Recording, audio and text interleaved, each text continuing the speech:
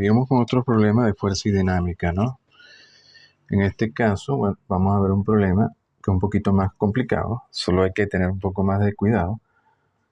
Fíjense que tenemos este arreglo en donde tenemos una cuña que está en un ángulo θ, tenemos una masa M1 y una masa M2 que pasan por una polea. Y M2 se desliza sobre la rampa, que está en un ángulo θ, y entre M1 y M2 hay fricción μ. Luego nos dicen simplemente hallar las aceleraciones en la masa M1 y M2. Aquí, bueno, es más o menos igual, solo que hay que tener un poquito más de cuidado. Ponemos el eje X hacia abajo partiendo de aquí, el eje Y hacia arriba. Tenemos JI. Hacemos de nuevo el diagrama de cuerpo libre M1, solo que hay que tener un poquito más de cuidado. Tenemos M1, tenemos M1G. Tenemos entonces la tensión sobre M1T1, tenemos la normal a M1, N12, que sería la normal entre M1 y M2, porque N1 está apoyado sobre M2, y por tanto esta normal la llamamos N12. Y la fuerza de fricción, porque entre M1 y M2 hay una fuerza de fricción. Entonces hacemos la componente J e I. Simplemente se proyectan las fuerzas. Aquí suponemos que M1 se mueve hacia arriba y tenemos a X1. Y luego vamos sobre el otro bloque M2. Aquí también hay que tener cuidado. Aquí ponemos a X2 hacia abajo porque este se mueve hacia arriba, este suponemos que se mueve hacia abajo. Tendremos su tensión T2, M2G su peso. Tenemos aquí, hay que tener cuidado porque tenemos dos normales. Tenemos la normal N2, que sería la normal entre M2 y la rampa, porque está apoyado sobre la rampa. Sería la normal dirigida hacia arriba. La normal siempre va dirigida normal a la superficie sobre la cual está apoyada, por tanto tiene que ir hacia arriba. Pero luego tenemos la normal, que es la reacción de M1 que está apoyada sobre M2, que llamamos N21. Normal entre M2 y M1. Como la superficie ahora estaría aquí, la normal iría hacia acá. De hecho, sería la reacción de N12. Y la fuerza de fricción, si ahora M2 se mueve hacia abajo, la fuerza de fricción iría hacia arriba. Y sería la misma fuerza de fricción de esta. Bueno, el resto hacemos de nuevo las ecuaciones en J y en I. Y ya con esta planteado de esta forma y teniendo ese cuidado, ya se puede resolver. Lo que queda sería pura álgebra, ¿no? Solo hay que tomar en cuenta que como esto está en la tensión tensa a través de la polea, la tensión T1 es igual a la tensión T2 igual a T. La fuerza de fricción es la misma entre ambas. Es μ N12 o μ N21. Por tanto puede ser μ M1G coseno de θ. Y las aceleraciones son la misma porque como la cuerda está tensa, AX1 tiene que ser igual a AX2. Y lo llamamos igual a A por definición. El resto es hacer álgebra y efectivamente llegamos a la ecuación en A. Como la aceleración es la misma para ambos, ya tendríamos la aceleración de ambos cuerpos. Fíjense que queda un poquito más complicada porque ahora depende del ángulo θ. De hecho, lo interesante aquí podemos verificar que la ecuación tiene sentido. Por ejemplo, ¿qué pasa si hacemos θ igual a 90 grados? Bueno, si hacemos θ igual a 90 grados, la rampa ahora sería una pared. Aquí no habría fricción y tendríamos simplemente M2 y M1 y M2. Aquí tampoco habría fricción porque están ahora vertical, no están apoyadas. Entonces no habría fricción entre M1 y M2. ¿Y qué tendríamos? Tendríamos la máquina de Auguth. Entonces si hacemos θ igual a 90, esto se va, esto sería 1. Y llegamos a este resultado que es conocido, que es la aceleración para esta máquina de Auguth. Y si M1 es mucho menor que M2, tendríamos que A igual a G, porque básicamente tendríamos la caída libre de M2 que arrastra M1. Y por tanto la aceleración sería la gravedad.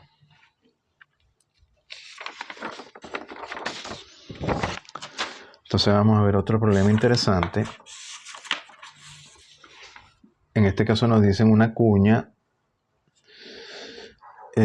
a 45 grados es empujada sobre una mesa con una aceleración constante hacia la derecha. Acá hay un error, ¿no? Esto sería J y esto sería I. De acuerdo a un observador en reposo con respecto a la mesa, un bloque de masa M se desliza sin fricción hacia abajo por la cuña. Encontrar la aceleración de la masa con respecto al observador. Tendríamos un observador en reposo aquí. A ver, aquí simplemente es parecido a todos los problemas, solo que hay que tener un poquito más de cuidado. Definimos el eje X aquí en 0, hacia la derecha. Y suponemos, bueno, que ya la cuña está a una distancia XC. La distancia de la cuña. Medimos la distancia siempre desde 0. Entonces tendríamos XC, la distancia a la cuña. Tendríamos XM, la distancia a la masa horizontal. Y Y tendríamos la altura de la masa YM. Porque la masa se mueve hacia la derecha, pero también sube y baja a lo largo de la rampa y por tanto verticalmente también se mueve. Medimos entonces YM desde acá, desde la base. La cuña se mueve hacia la derecha con aceleración A mayúscula acá. Y la masa tendría una aceleración X hacia la derecha y una aceleración Y hacia arriba. Bueno, ahora vamos a ver que la cuña al moverse hacia la derecha hace que el bloque se eleve a lo largo de la cuña.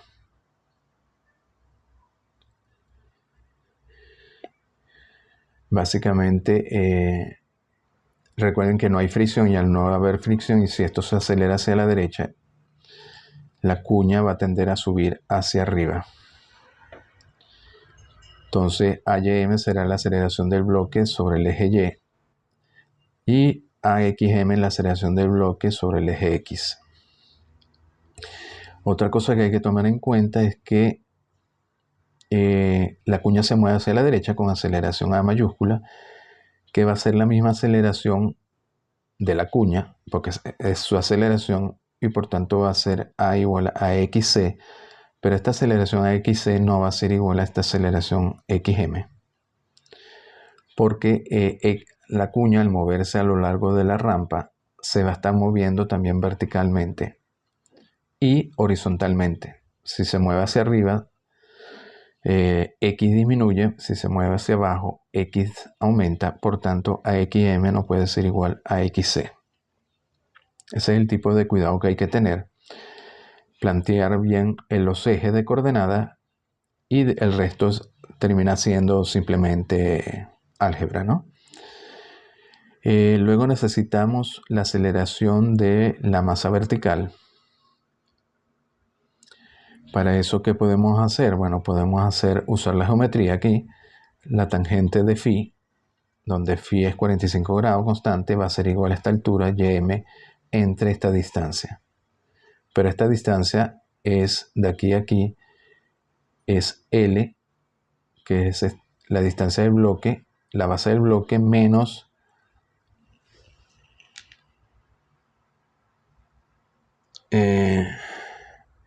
menos esta distancia de aquí a aquí. Sería esto de aquí a aquí, sería esto que es L, la base del bloque menos esta distancia pequeña. Y esta distancia pequeña es XM menos XC. Aquí lo todo en función de las variables. Aquí sacamos en YM en función de LXM de phi. Y ahora, ¿qué vamos a hacer? Derivamos de ese YM para la aceleración AYM. Y nos queda entonces L es constante. Esto se va. Nos queda simplemente menos la derivada segunda de XM menos la derivada segunda de XC por la tangente de phi. Esto sería la aceleración de XM y la derivada segunda de XC con respecto a t habíamos dicho que era A. Entonces hallamos a YM en función de AXM, A y phi. Luego trabajamos sobre el diagrama de cuerpo libre de la masa de esta masa. Tenemos la normal, mg, este ángulo va a ser este mismo ángulo, phi. Y trabajamos sobre la componente horizontal y la vertical. Esto es sencillo, ¿no? Aquí hallamos la normal. Luego de 4 y 7 podemos hallar a xm. Y efectivamente verificamos que AXM es distinto de A. De hecho es mucho más complicada. Es G más tangente de phi por A entre cotangente de phi más tangente de phi. Y luego de 4 podemos hallar a YM.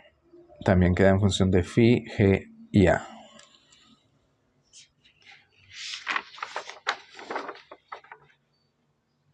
De hecho podemos hacer una verificación que pasa si hacemos phi igual a 90 grados. Phi igual a 90 grados. Es decir, ya no sería una rampa sino una pared. Tendríamos este caso, ¿no? Que tendríamos la masa m que se mueve.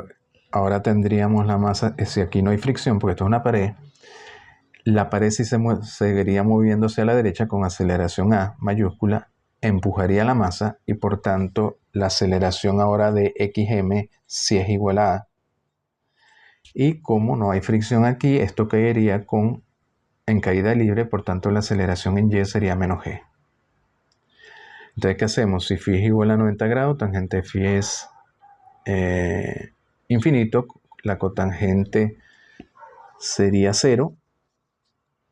Metemos esto en la ecuación anterior y hallamos efectivamente a xm igual a ym igual a menos g, que es el resultado esperado.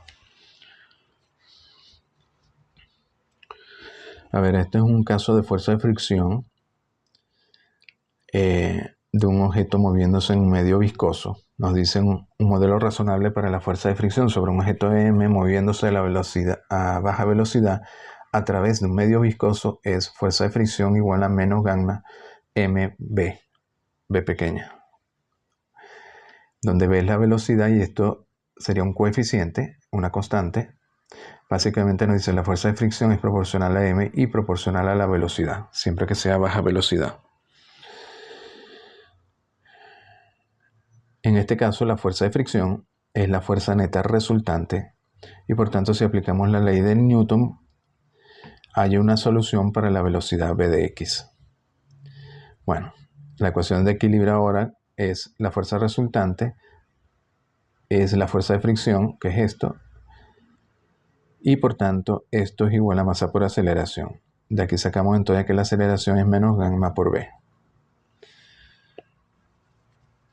Vemos que la gravedad en este caso no interviene. La aceleración sabemos que es, si ponemos x, se mueve a lo largo del eje x, sería dvx de t, y sería igual a esto, donde v sería v de x, y para hallar la velocidad v de x solo queda integrar entre 0 y t. Aquí integramos con respecto a la velocidad, por tanto sería entre vx0 y v de x. Si hacemos esta integral, que es muy sencilla, nos queda entonces que v de x de t depende exponencialmente con la distancia, con el tiempo. Queda v de x de t sería la velocidad inicial por e a la menos gamma t. Si t es igual a 0 nos da la velocidad inicial y esto fíjense que la velocidad final tiende a 0 una vez que t tiende a infinito. Básicamente lo que nos dice que el cuerpo se frena y su velocidad entonces cae a 0.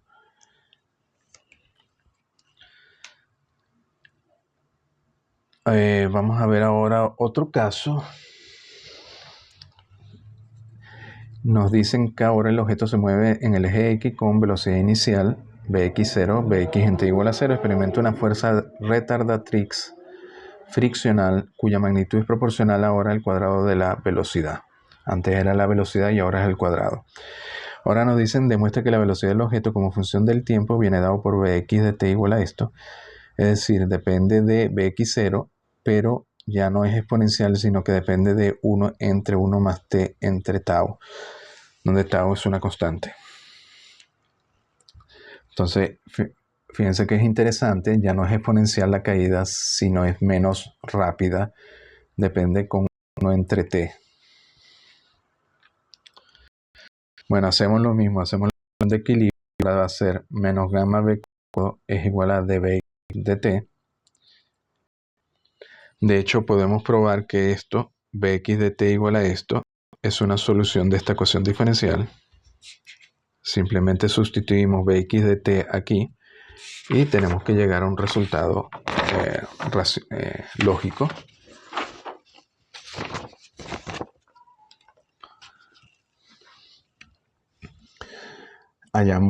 Podemos hallar dbx de t. Sustituimos en la ecuación diferencial y nos da esta relación, lo cual se cumple siempre que definamos tau como 1 entre b de x0 gamma. Es decir, si definimos tau de esta forma, igual a 1 entre velocidad inicial por la gamma, la ecuación diferencial se cumple y por tanto es una solución válida.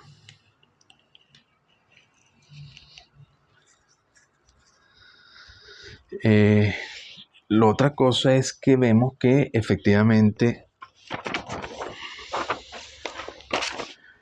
a pesar de que la fuerza de fricción depende ahora con la velocidad al cuadrado, la velocidad decae más lentamente, ¿no? Esto parece ser un poco contraintuitivo, porque la intuición diría, bueno, si ahora la fuerza de fricción es proporcional a la velocidad al cuadrado, la velocidad tiene que decaer más rápidamente. Y debería, por tanto, ser también exponencial, solo que debería depender, por ejemplo, aquí con un exponente doble acá, en vez del tiempo acá, con 2 gamma t. Sin embargo, es lo contrario, decae más lento, decae con 1 entre 1 más t. ¿Y por qué se debe esto? Es porque, como depende de b cuadrado, si la velocidad es baja, la fuerza friccional al depender al b cuadrado es pequeña, porque está elevado al cuadrado, y por tanto le va a llevar más tiempo frenarse. Y de hecho, a medida que se frena, la velocidad cada vez se hace más baja y b cuadrado se hace más pequeña, y por tanto la fuerza de fricción es más pequeña y por tanto le lleva más tiempo frenarse, ¿no? Y por eso que no decae exponencialmente, sino con 1 entre 1 más t.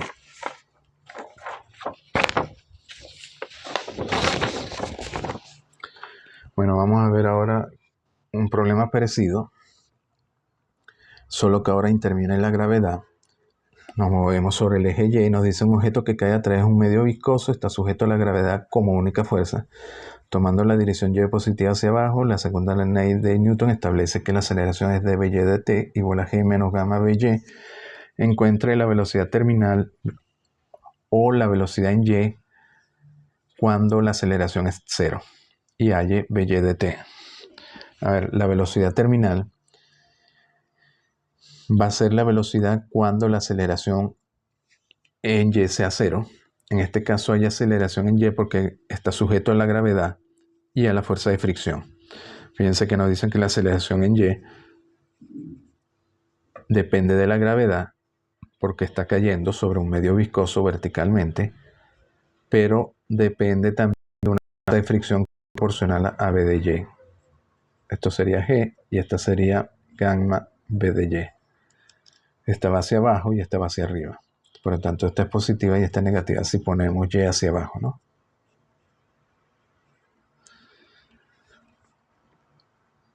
Entonces, ¿por qué hay velocidad terminal? Bueno, cuando la aceleración en Y sea 0, va a alcanzar la velocidad máxima, porque ya no se va a poder acelerar, porque la aceleración es 0 y la velocidad se mantiene constante, por tanto se le llama velocidad terminal. De aquí, si hacemos A de Y igual a 0, ya nos da directamente B de Y, que sería la velocidad terminal y por tanto va a ser G entre gamma.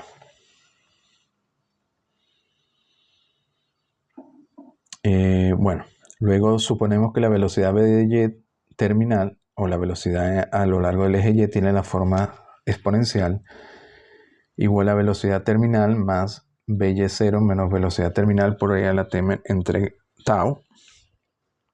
Fíjense que B de Y en T igual a 0, si hacemos aquí 0.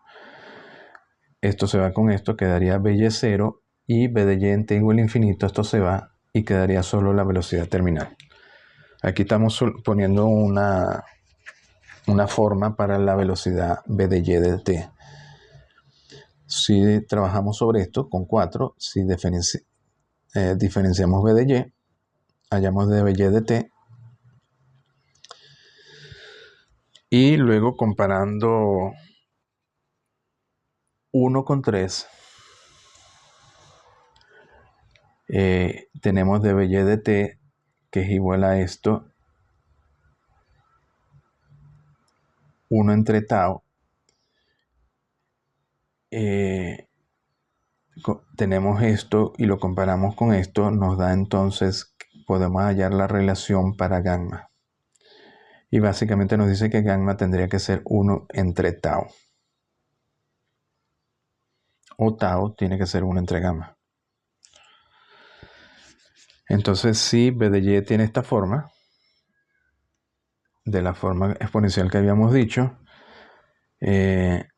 si suponemos un tiempo t, por ejemplo, mucho menor que 1 entre gamma, es decir, mucho menor que tau, un tiempo muy pequeño, t mucho menor que tau, entonces B de Y va a tener la forma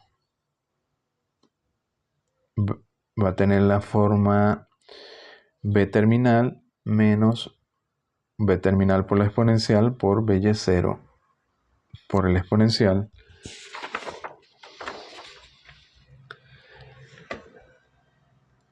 luego se hace la aproximación de E a la menos gamma t, se aproxima por 1 más este término, es decir, 1 menos gamma t. Esto está negativo, entonces el 1 se va y quedaría solamente gamma t. Y B de Y tendría esta forma. B de Y sería BY0 más G por T, que es un resultado esperado porque sería el resultado esperado de caída libre. Es decir, para un tiempo, una vez que se inicia la caída, un tiempo t muy pequeño, t mucho menor que tau, la velocidad que tiene la partícula es muy pequeña, y al ser muy pequeña la fuerza de fricción va a ser aproximadamente 0, y por tanto solo tenemos la gravedad, y tendríamos entonces que B de Y solo depende de la gravedad, como si estuviera en caída libre. Pero eso solo es válido para t mucho menor que tau. Aquí hicimos la aproximación E a la menos gamma t, aproximadamente 1 menos gamma t para t pequeños. Bueno, lo dejamos aquí, seguimos en el próximo vídeo.